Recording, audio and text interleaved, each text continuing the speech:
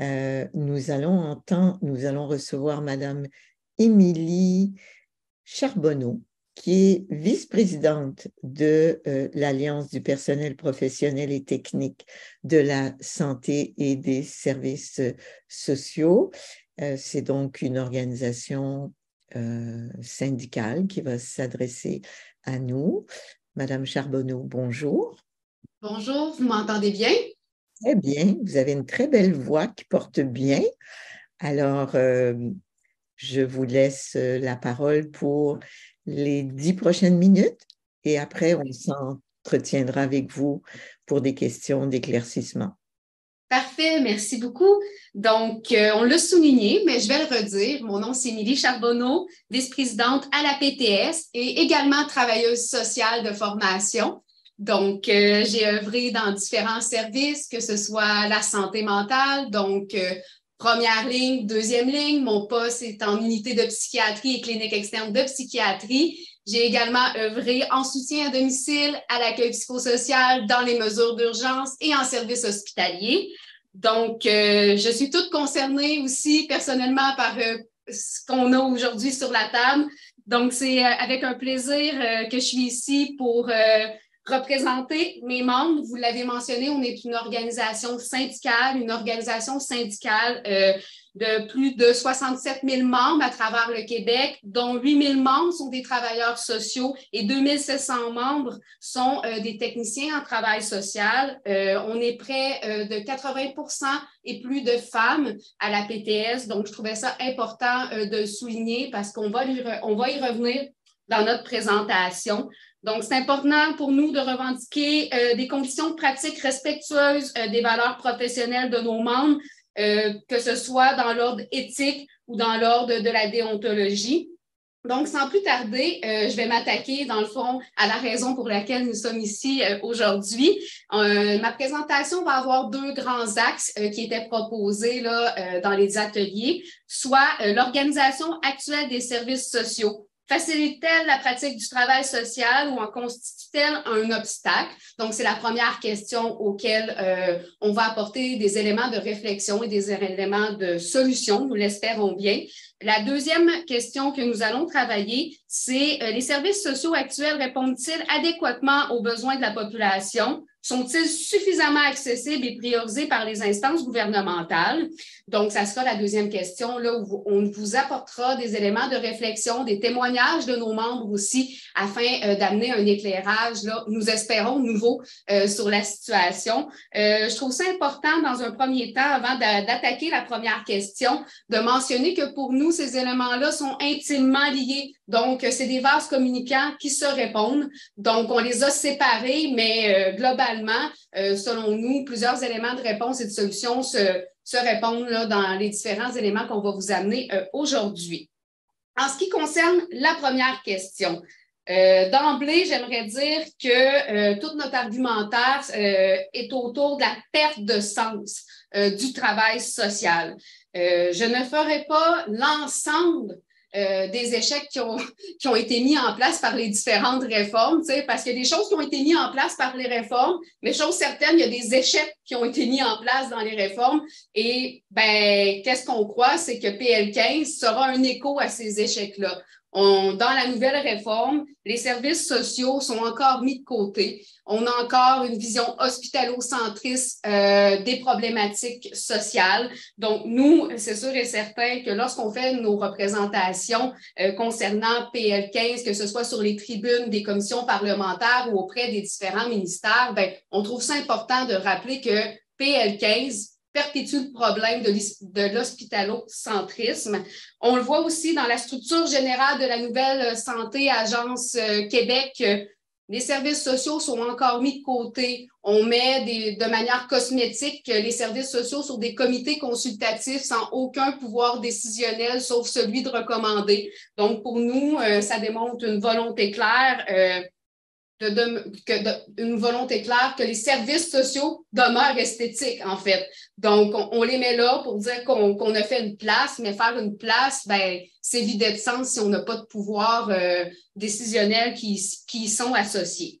Mélanie Bourque et Mme Grenier, qui sont professeurs en travail social de l'Université du Québec en Outaouais, avaient déposé dans un mémoire en 2019 le fait que les différentes réformes ont tranquillement, pas vite, éloigné les travailleurs sociaux de leur capacité à exercer leur profession en les mettant dans des conflits, que ce soit déontologiques ou même éthiques. Donc, déjà en 2019, c'était relevé là, par des chercheurs que les travailleurs sociaux vivaient une perte de sens dans leur travail qui était directement associée aux différentes réformes. Donc, cette perte de sens-là, bien, on la voit aussi dans la consultation qu'on fait auprès de nos membres. On a fait des consultations à la PTS dans le cadre du décloisonnement. C'est un propos qui est avancé de plus en plus, là, notamment par Mme Lebel, qui est responsable de ce dossier-là, le dossier du décloisonnement. Nos travailleurs sociaux, ce qu'ils nous ont mentionné, c'est qu'ils vivent un grand paradoxe. Le paradoxe de la surspécialisation, c'est-à-dire d'être cantonné à faire un acte réservé, c'est-à-dire être grosso modo une shop à ouverture de régime de protection, versus un éclatement total et un fourre-tout. Donc, puis ce fourre-tout-là, ben, on le voit beaucoup dans les tâches administratives. Donc, les travailleurs sociaux se retrouvent à faire une multitude de tâches administratives qui sont complètement déconnectées du travail qu'ils doivent faire dans le quotidien et qui font du sens pour eux. Donc, entre la sous-spécialisation et le fourre-tout se trouve un vide complet, celui de la perte de sens des travailleurs sociaux dans leur pratique, qui, eux, ont une approche systémique et collective. Donc, comment exercer ce en quoi on est formé à travers ces grands paradoxes-là. Donc, pour nous, c'était important de le mettre de l'avant. On souligne, dans le fond, la mise en place de projets pilotes là, qui a été faite. Là, la ministre Blais, dans le fond, le ministère doit commencer à comprendre que faire des statistiques à outrance, bien, ça amène une perte de sens parce que 6 projets pilotes ont été mis en place en soutien à domicile, qui est le pire endroit, en fait, de statistiques ou de paperasse qui a été mise en place. Ça, nos services de réadaptation, bien, on espère que tout ça, ça va faire en sorte qu'on va être capable de voir peut-être poindre une solution à cette perte de sens de travail-là. Puis, ben, tout ça, ben, ça se fait au détriment de l'autonomie professionnelle des travailleurs sociaux. Donc, faire plus avec moins, ça amène des dilemmes éthiques, des syndromes de porte tournante qui ne répondent pas aux besoins populationnels. Puis, tranquillement, pas vite, ben, moins de place à la prévention. Donc, pour répondre à la première question, la réponse est non. En fait, clairement, on n'est pas à la bonne place en ce qui concerne l'organisation du travail pour s'assurer que le travailleur social soit en mesure de faire son travail de manière adéquate. On l'a mentionné. Est-ce que, tranquillement, pas vite, on va glisser à la question 2. Les services sociaux actuels répondent-ils adéquatement aux besoins des populations? Sont-ils suffisamment accessibles et priorisés par les instances gouvernementales? Je vous dirais qu'on commencerait par répondre à la question, la deuxième partie de la question qui va venir, dans le fond, bonifier notre réponse pour la première partie. Donc, les preuves s'accumulent chaque jour afin de démontrer que les services sociaux sont de parents pauvres. À ce compte-là, ben, j'ai envie de vous démontrer, en fait, que nous avons eu dans les différents rapports en santé mentale, une baisse d'environ 15% au niveau des budgets qui leur sont associés, donc entre 2014 et 2024. Donc, clairement, pour nous aussi, le fait que, historiquement, c'est des professions féminines, ben, on constate qu'elles sont sous-valorisées et sous-rémunérées. On pourrait même penser qu'elles sont payées au féminin. Donc, je trouvais ça important de le mettre de l'avant, cette perspective-là. On voit que le gouvernement tarde à mettre en place des mesures structurantes qui pourraient faire, en fait, comme par exemple un bouclier budgétaire, au même titre que les propositions sur le déficit zéro, pourraient mettre en place des mesures structurantes pour un financement pérenne des services sociaux, de la santé et des services sociaux, mais en incluant cette vision-là des services sociaux. Donc, pour nous, il y a une question qui est davantage de choix politique parce que l'argent, elle est présente, ça a été démontré à plusieurs égards. tard. Donc, en ce qui concerne la partie, pour répondre à la première question, est-ce que les besoins populationnels sont répondus? Bien, clairement, non. Au fil du temps, la dégradation a fait en sorte que nous sommes tombés dans des impératifs de chiffres au détriment des impératifs populationnels. Donc, notre réponse à ça, c'est ça passe par une valorisation de nos professions, donc valorisation des compétences, diminuer la lourdeur administrative, favoriser la collaboration interprofessionnelle, une meilleure connaissance du travail social dans le réseau de la santé et des services sociaux. Ça, c'est un résumé des réponses qu'on a à donner à l'ensemble des questions qui ont été posées. Maintenant, tranquillement, pas vite, je vais aller dans le plus largement. On trouve ça important de souligner que la loi de l'Omerta dans le réseau de la santé et des services sociaux est un frein à l'exercice de nos membres et aussi à un accès aux soins pour la population. Puis maintenant, j'ai envie de dire l'humain avant tout. La réponse, je pense qu'elle est là. L'Ordre des travailleurs sociaux, c'est leur slogan. Je pense que comme organisation, on a tout avantage à se rassembler autour de ces problématiques-là pour leur apporter des solutions qui sont pérennes et ultimement s'assurer d'un accès public et universel à nos soins de santé et de services sociaux. Il ne faut jamais l'oublier. Merci beaucoup. Je vous remercie au nom de nos membres de la PTS pour cette écoute et cette tribune. Merci beaucoup, Madame Charbonneau. On a lu avec beaucoup d'intérêt votre mémoire. Dans cette journée, vous êtes comme peut-être la première à bien expliquer jusqu'à quel point la perte de sens a des impacts sur la population, pas seulement sur l'âme des travailleurs sociaux ou des techniciens en travail social. Vous parlez aussi de l'Omerta. Et moi, et vous abordez la perte d'autonomie qui est quand même quelque chose d'assez fondamental et qui revient dans plusieurs mémoires.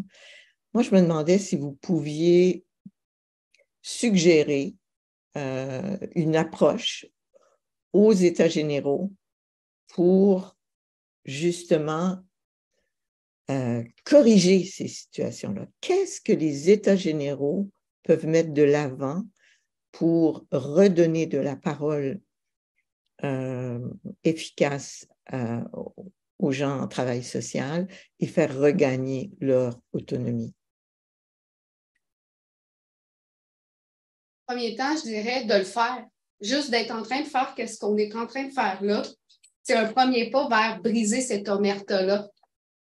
L'omerta dans le réseau de la santé et des services sociaux, malheureusement, on galvaude le concept de loyauté pour en mettre une stratégie de contrôle où les gens ont peur finalement de dénoncer. Je pense qu'il y a quelque chose d'intéressant comme travaux peut-être subséquents à ce qu'on est en train de vivre là, à travailler une proposition commune, une approche multi-interdisciplinaire, mais aussi multi-acteurs de la société civile pour dire la loi de l'Omerta, c'est pas juste une question est-ce que nos membres ou pas peuvent parler, est-ce que nos travailleuses peuvent parler, c'est aussi une question d'accès aux soins.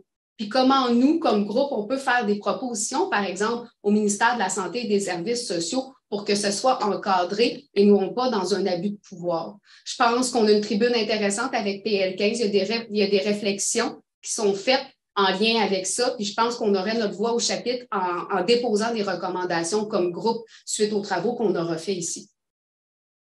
Parfait. Nadine, est-ce que vous auriez une question?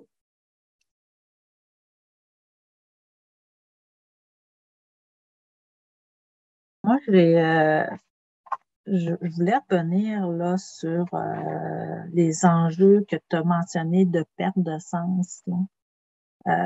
Est-ce que tu peux m'en dire plus? Comment, comme a dit tout à l'heure Ariane, les États généraux peuvent contribuer à redonner du sens au travail social?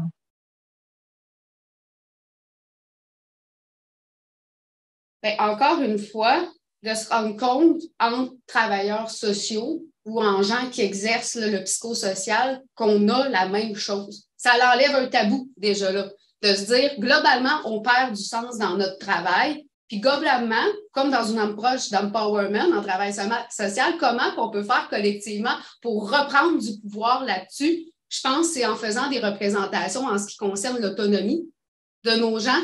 Beaucoup de travailleurs sociaux, tranquillement pas vite, migrent vers le privé parce qu'ils retrouvent du sens à leur travail. Ils retrouvent du sens dans leur travail. Comment? En ayant une autonomie professionnelle. Une autonomie professionnelle, ça veut dire être capable de dire, ma personne avec un trouble anxieux généralisé, c'est peut-être pas juste 4 rencontres qui est prévue dans le PQ-PTM qu'elle a besoin. C'est peut-être une 6e puis une 7e rencontre parce que chaque trouble d'anxiété généralisée est différent selon la personne qui est vécue. Donc, de ramener ça comme étant une possibilité, d'être capable de faire des recommandations en ce qui concerne l'autonomie professionnelle, la diminution de statistiques aussi, hein? Parce que les gens, on dit souvent, on fait des programmes parce que les gens n'ont plus de temps de donner des services, mais les gens n'ont plus de temps de donner des services parce qu'ils sont toujours en train de remplir de la paperasse. Donc, juste de s'assurer de leur dégager du temps clinique afin d'avoir des conversations d'humain à humain, pas juste en fonction d'un programme, puis de laisser la latitude professionnelle de dire, ce programme-là, je prends qu'est-ce qui est bon, mais je suis encore capable d'avoir un regard critique sur qu'est-ce que mon patient peut prendre ou pas. Je pense que ça, il y a des éléments de réponse là-dessus. Il y a une clé qui s'appelle l'autonomie professionnelle qui est très intéressante dans la reprise de pouvoir puis de ramener du sens au niveau du travail social, celui d'exercer notre profession, en fait. Denis, j'aimerais t'entendre. Oui, Mme Charbonneau, peut-être 2 questions pour vous, là. Vous représentez beaucoup de techniciens et techniciennes en travail social. On nous a recommandé, dans d'autres mémoires, d'envisager, dans nos recommandations à nous, de proposer une intégration des techniciens en travail social dans le système des professions. C'est-à-dire donc qu'ils soient reconnus comme étant des professionnels de l'intervention sociale. Ça ne va pas jusqu'à dire où ils devraient être rattachés, etc. Mais sur le principe de dire est-ce que ça apporterait quelque chose d'intéressant pour la pratique, la reconnaissance de ces professionnels-là que de faire partie du système professionnel au Québec. J'aimerais savoir ce que vous en pensez. 2e question, concernant la loi 21 et le décloisonnement. Tantôt, on entendait qu'on parle aussi soit décloisonnement ou élargissement des actes réservés ou des... vous avez bien expliqué tantôt l'espèce de paradoxe qu'il y a là, à se retrouver quelquefois emmuré dans la production unique des évaluations de curatelle versus quelque chose qui est absolument indéfini et trop vaste. Mais comment vous voyez ça, la possibilité que la loi 21 soit revue et que finalement, par exemple, l'évaluation psychosociale, entre autres pour la curatelle, puisse être exécutée par pas seulement les travailleurs sociaux, mais également d'autres professionnels? Madame Charbonneau, je dois vous dire qu'il grosso modo, il nous reste 3 minutes à cette intervention. Vous avez plusieurs choses auxquelles répondre, mais on vous écoute. Parfait, merci beaucoup. En fait, ma réponse va combiner les 2 questions. C'est-à-dire, qu'est-ce qu'on fait comme travail de réflexion autour du décloisonnement et comment il est fait? Et c'est quoi la voix des travailleuses, des travailleurs dans ce travail-là? Moi, notre plus grande peur, c'est que ça soit fait sans aucune consultation. Madame Lebel a annoncé un projet de loi sur le décloisonnement des travaux en cours. À ce stade-ci, nous, on est au point de demander une table pour être capable de s'asseoir et représenter nos membres. Donc, je pense que la première étape avant de statuer à savoir est-ce qu'un acte ou pas doit être fait par tel ou tel professionnel, je pense qu'on n'est même pas à ce stade-ci. Je pense qu'on est au stade de se demander comment on a envie que ça soit fait. Moi, je reviendrai au processus puis dire la recommandation devrait aller davantage dans exigeons d'avoir notre voix au chapitre dans le décloisonnement des professions pour s'assurer qu'elle soit faite dans l'intérêt de la population, mais également dans l'intérêt de l'autonomie professionnelle et de la reconnaissance de nos professionnels. Parce qu'une grande partie du sens du travail qui se fait par la reconnaissance que les gens ressentent face à leur profession. Donc, moi, j'irais davantage dans cet axe-là. Puis, dans les consultations qu'on a faites dans le cadre du décloisonnement à la PTS, les voix étaient unanimes. Les techniciens en travail social et les travailleurs sociaux sont dans une approche collaborative, ont envie de travailler ensemble cet espace-là. Moi, j'ai envie de dire, donnons-leur la place pour le faire. Arrêtons de mettre des structures pour les encadrer de manière restrictive. Mettons des structures afin de travailler de manière collaborative. Eh bien, c'était très éloquent et très clair. Écoutez, on pourrait prendre une autre petite minute rapide s'il y avait une petite question rapide. Oui, Denis? Pour comprendre le sens de bouclier budgétaire, ça veut dire quoi ça, s'il vous plaît? En fait, le bouclier budgétaire, c'est une mesure qui est mise de l'avant. Vous savez, il y a des consultations budgétaires là, à chaque année. La PTS a déposé à plusieurs reprises un mémoire, un mémoire en lien avec des recommandations. Puis une des recommandations de la PTS, c'est de dire, bien, au même titre qu'on a des lois sur le déficit zéro, mais on pourrait se mettre des mesures structurantes. Nous, on l'a appelé le bouclier budgétaire pour s'assurer d'un financement pérenne des services sociaux. Par exemple, un des problématiques qu'on voit là, sur le financement, c'est qu'on franchit toujours des cycles d'austérité, de réinvestissement, ce qui amène, dans le fond, une déstabilisation au niveau de la planification des ressources.